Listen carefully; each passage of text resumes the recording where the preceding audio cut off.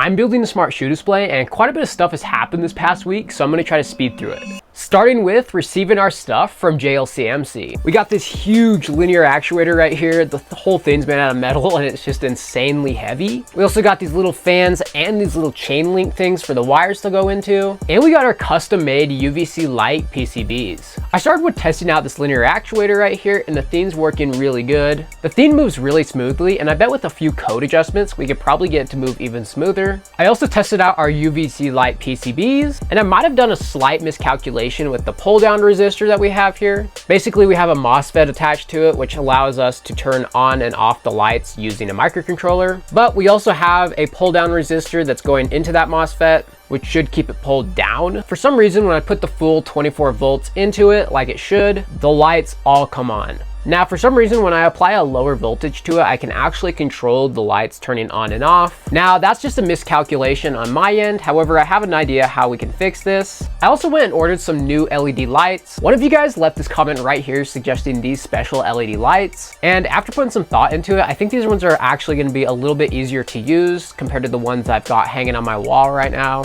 And they're also addressable, meaning we can adjust the color of each individual LED.